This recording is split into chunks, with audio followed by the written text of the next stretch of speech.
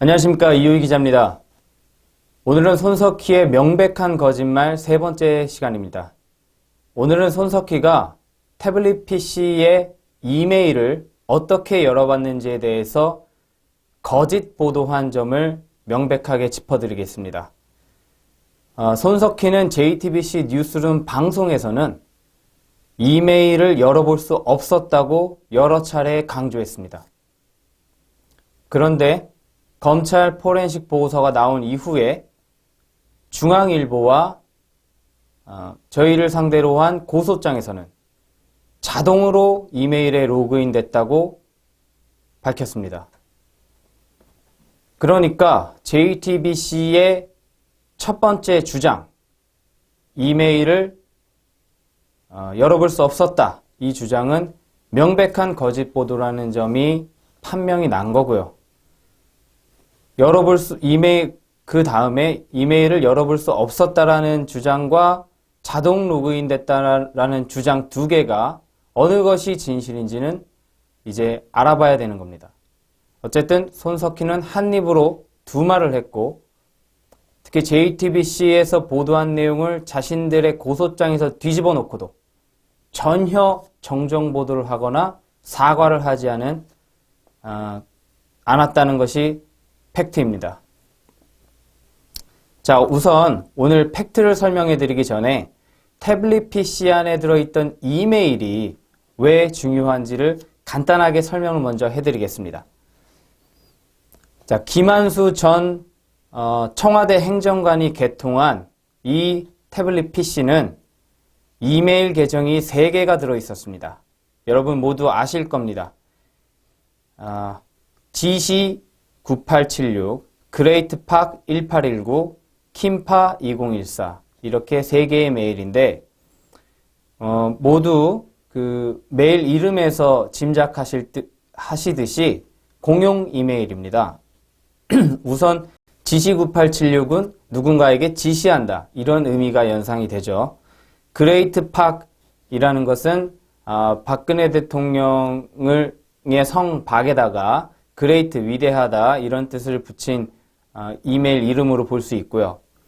그런데 킴파 2014에 대해서는 김휘종 전 행정관이 스스로 자기가 개설해서 정호성 전 비서관에게 전달한 새롭게 보안을 위해서 새롭게 만든 이메일, 공용 이메일이라고 검찰 증언도 하고 스스로 저와 우종찬 기자에게 말을 한 바 있습니다. 자, 그런데 2016년 겨울에, 그러니까 JTBC가 한창 탄핵 선동을 할 때 이들 계정을 통해 들어온 문건은 모두 다 국정농단의 증거인 것처럼 보도가 됐습니다. 드레스덴 연설문과 청와대 각종 회의 문건, 인사 관련 문건, 이런 문건들을 손석희는 마치 항아리 속에서 사탕을 하나씩 꺼내 먹듯이 각 문건 하나하나를 특집 보도, 특종 보도해서 그것이 마치 국정농단의 증거물인 것처럼 대대적으로 선동했습니다. 그때마다 국민들은 경악을 했고 그 결과는 모두 아시는 바와 같습니다. 자, 그렇다면은 JTBC는 입수 경위가 불투명한 공용 태블릿과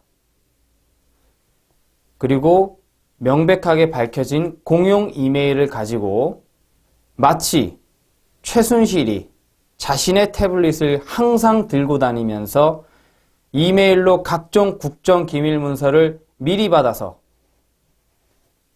미리 받은 이후에 그 문건에 대하여 사전에 지시하는 등 국정에 깊숙이 개입한 것처럼 선동 보도를 하였습니다.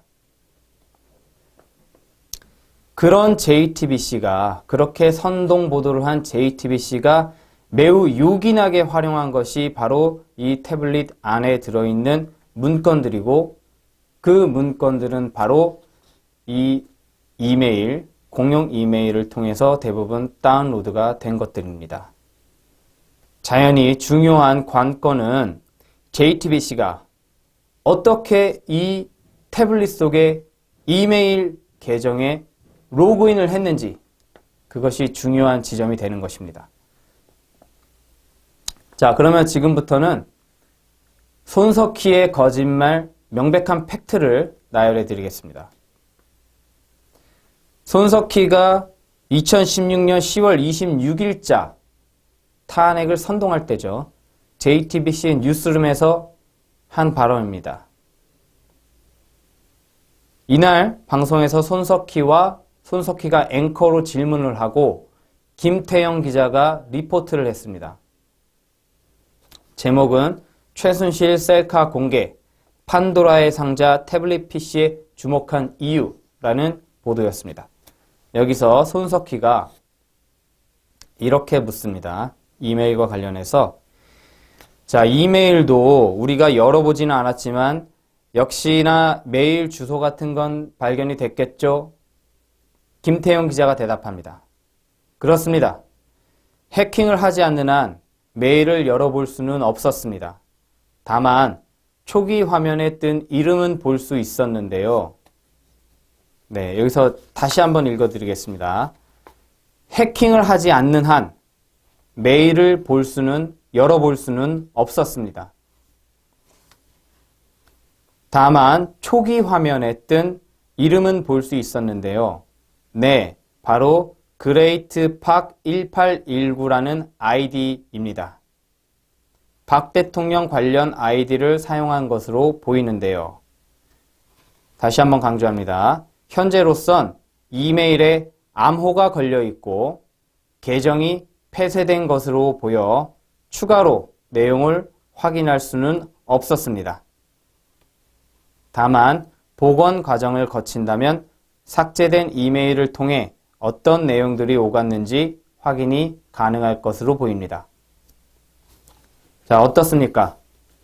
손석희가 의도한 질문을 던졌을 때 김태영 기자는 해킹을 하지 않는 한은 이메일을 열어볼 수 없는 상태였다. 암호가 걸려 있었다. 이렇게 분명하게 말했습니다. 또 있습니다. 2017년 1월입니다. 2017년 1월 12일 JTBC 뉴스룸 보도 제목은 위치정보, 메일, 문자, 과학수사로 검증된 최순실 태블릿이라는 보도입니다. 여기서 역시 손석희가 의도된 질문을 던집니다. 검찰이 다양한 기법을 동원해 분석을 했습니다. 이런 기법들 모두를 통해 최순실 씨가 태블릿 PC를 사용했다고 결론이 났다는 거죠. 이서준 기자가 리포트합니다. 맞습니다. 저희는 태블릿 PC에 있는 이메일 계정에 로그인을 할 수가 없었기 때문에 분석하지 못했던 이메일 내역을 모두 분석했고요. 자, 다시 한번 읽어드립니다.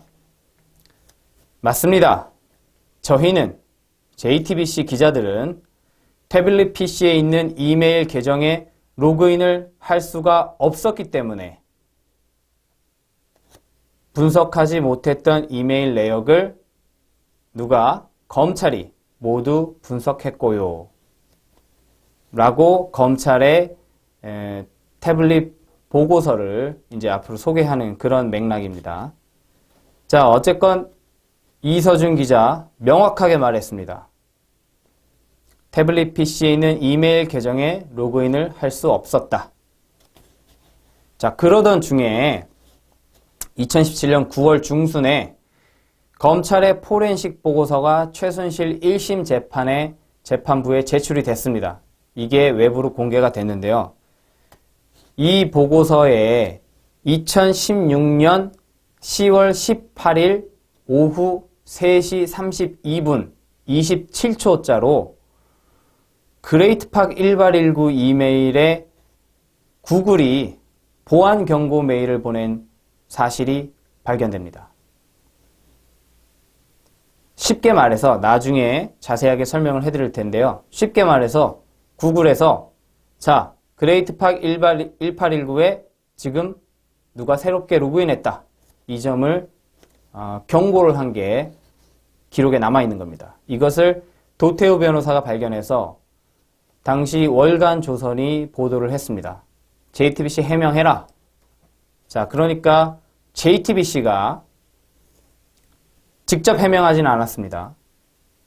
JTBC는 이미 이메일 비번이 있어서 자기들은 못 열어봤다. 해킹하지 않는 한은 못 열어본다라고 보도를 한 상태입니다. 여러 번.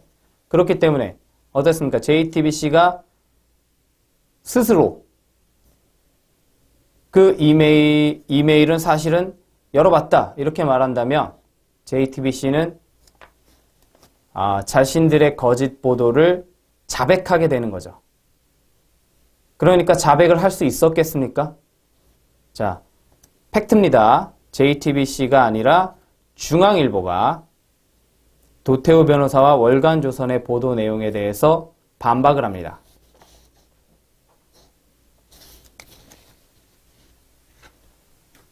중앙일보가 뭐라고 반박했느냐?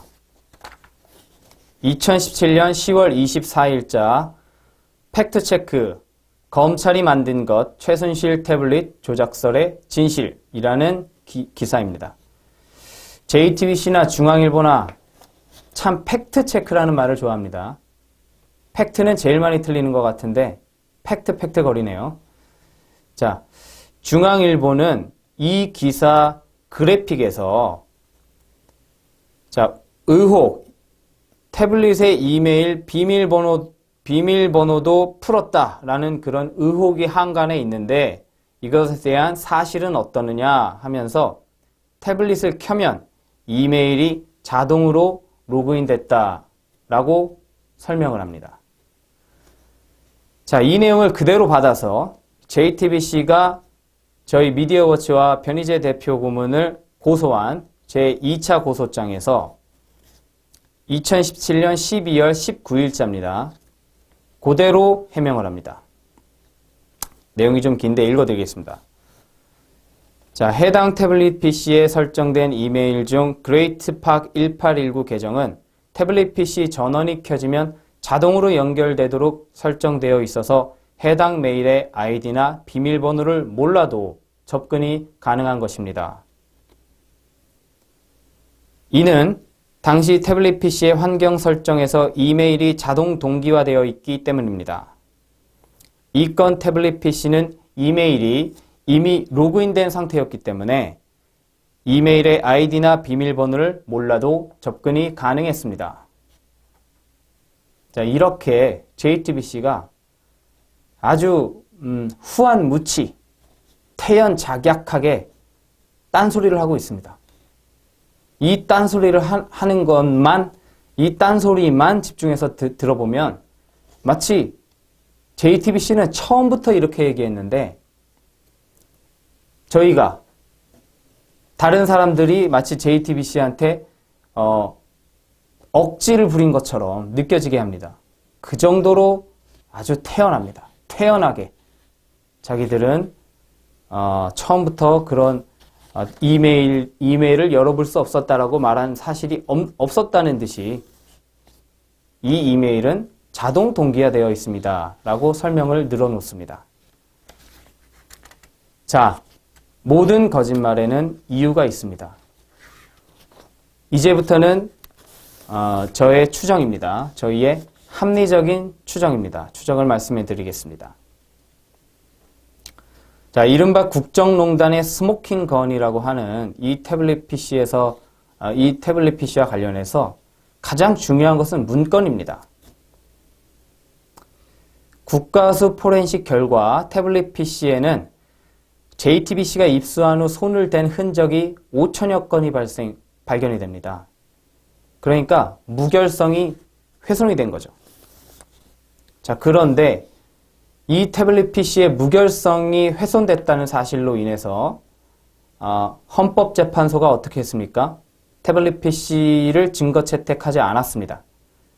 그런데 1심 재판부의 김세윤 판사는 김세윤 판사 묵시적 청탁이라는 아주 유행어를 낳으신 분이시죠. 그 코믹한 말을 만들어낸 김세윤 판사가 뭐라 그랬냐면은 태블릿 PC의 무결성은 문제 삼지 않겠다. 자유로운 증명으로 족하다. 그러니까 그 증거물의 조건, 그 증거물이 증거 능력을 인정할 수 있는지 여부를 다툴 필요가 없다. 이것은 그냥 자유로운 증명으로 판사 재량으로 이건 증거로 삼겠다. 이렇게 넘어가 버리고 대신에 김세현 판사는 이 태블릿에서 나온 JTBC의 표현에 의거하자면은 200여 건의 국가 기밀 문서가 나왔다고 했는데 그 중에서 단 한 건, 드레스덴 연설문에 대해서 드레스덴 연설문은 이 태블릿 PC로 수정된 흔적이 없다. 그러므로 드레스덴 연설문은 국정농단의 증거다. 이런 해괴한 판결을 내렸습니다.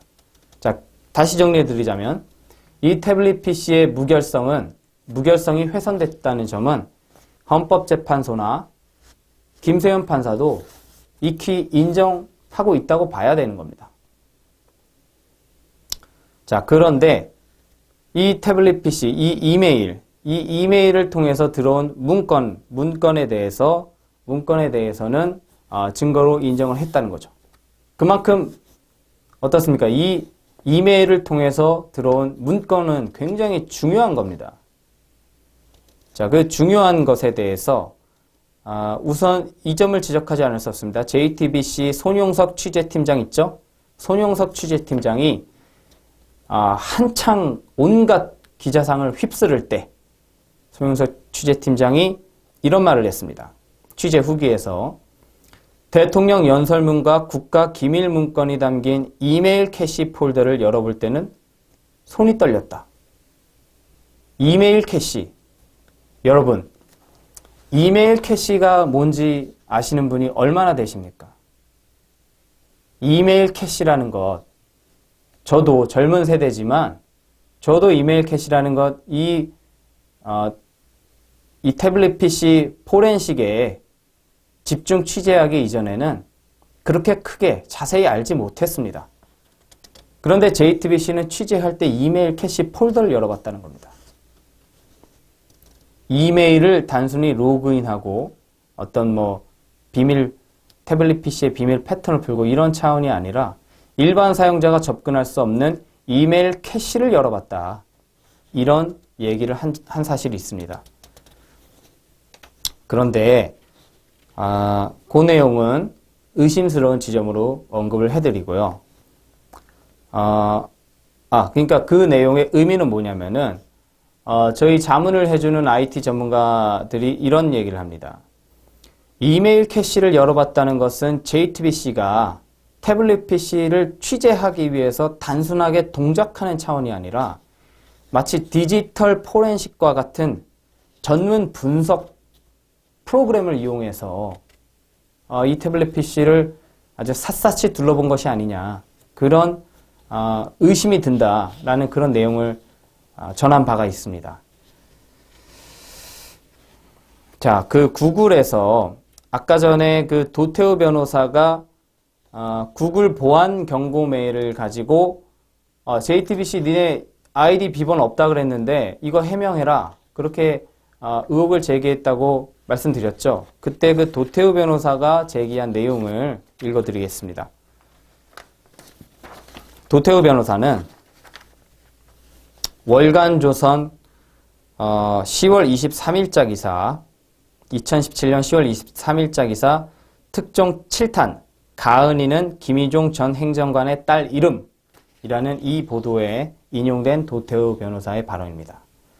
도태우 변호사는 검찰 포렌식 보고서 제403쪽에 따르면 JTBC는 2016년 10월 18일 오후 3시 32분경 이 사건 태블릿을 이용해서 그레이트팍 1819 계정에 새로 로그인한 것이 확인되고 있다고 지적했다. 그는 태블릿 PC의 무결성 훼손도 명백한 사실이지만 JTBC가 어떻게 위 계정의 비밀번호를 알아내게 되었는지, 그보다 앞서 위 보고서 제6쪽에서 보듯 명백히 존재하는 잠금 패턴을 어떻게 풀 수 있었는지 의문이 들지 않을 수 없다. 아주 날카로운 지적이죠. 이 지적으로 인해서 JTBC가 거짓을 자백하게 된 셈입니다. 예, 그런데 마지막으로 말씀드리겠습니다. 중앙일보의 해명과 JTBC의 고소장으로 밝힌 자동으로 로그인 됐다는 그 주장, 그러한 설, 이것이 과연 사실일까요? 저희 IT 자문위원단에 의하면은 이러한 주장도 거짓말로 의심된다고 합니다. 그러니까 거짓말을 거짓말로 덮은 셈입니다. 자, 왜 그런지 말씀을 드리겠습니다. 구글에서는 보안을 굉장히 중시하기 때문에 공용 메일을 쓸 때 어떤 하나의 메일 계정에 여러 사람이 아이디를 공유하면서 그 계정을 사용할 때 그런 경우에 그 계정에 접근하는 여러 가지 여러 개의 기기가 있을 것 아니겠습니까? 예를 들면 A의 컴퓨터가 있을 테고 B의 컴퓨터가 있을 테고 C의 태블릿 PC가 있을 수 있고 A가 추가로 스마트폰도 접속했을 수 있죠. 그런 경우에 구글은 그 계정에 로그인했던 기기에 한 번이라도 로그인했던 기기의 하드웨어 정보를 모두 저장을 합니다. 저장을 해서 그 하드웨어 기기, 그 해당 기기로 그 해당 계정에 몇 번을 로그인하든 그 기기에 대해서는 이 기기는 이 계정을 사용하는 기기다 라고 인식을 해서 절대 보안 경고를 하지 않습니다. 그런데 어떻게 됐습니까? 여기서는 새로운 기기에서 접속을 했다고, 로그인을 했다고 경고를 했습니다. 그런데 JTBC는 자동으로 로그인이 됐다고 했죠. 그 말은 자신들이 이 태블릿 PC가 이 그레이트팍 1819에 이미 로그인한 전력이 있고 로그인을 자주 했기 때문에 자동으로 귀찮으니까 껌껌이 아이디나 비번을 입력하지 않아도 로그인이 되도록 자동 로그인을 설정해 뒀다. 그렇게 설명을 한 겁니다. 구글의 보안 정책에서는 자동 로그인을 한 경우에는 절대로 보안 경고 메일을 생성하지 않습니다. 그러면 어떻게 된 것입니까? JTBC의 두 번째 해명도 거짓말일 확률이 매우 높은 것입니다. 이 점에 대해서는 저희가 구글에 직접 확인하는 절차를 지금 거치고 있습니다. 자, 오늘 세 번째 명백한 거짓 보도는 여기까지입니다. 저희가 예상하기로는 JTBC 손석희와 그 수족과 같은 기자들이 보도한 명백한 거짓 보도, 자신들의 보도로 모순이 명백하게 드러나고 스스로 자기가 했던 보도를 뒤집어버린 그런 명백한 거짓 보도가 15건 정도는 나올 것으로 예상이 됩니다. 그래서 오늘 세 번째를 해드렸고요. 앞으로 10번 넘게 아주 재밌는 거짓 보도를 쫙 나열해 드릴 테니까 많이 시청해 주시고, 저희 변 대표님의 구속 상태를 풀어드리기 위해서라도, 그리고 언론의 자유를 지키기 위해서라도 여러분들께서 이 영상을 널리 좀 많이 공유해 주시기를 부탁드립니다. 이 영상은 어떤 정세 분석이나 어떤 시의성, 어떤 재미를 위한 것이라기보다는 JTBC 태블릿 PC의 근본적인 문제를 다시 환기시키고 조작 보도가 문제라는 거죠. 그 조작 보도의 문제를 다시금 환기시키고 우리 박 대통령 탄핵 사건의 시발점이 된 태블릿 PC의 진실을 밝히기 위한 매우 중요한 작업임을 명심해 주시고요. 널리 공유해 주시기 부탁드립니다. 감사합니다.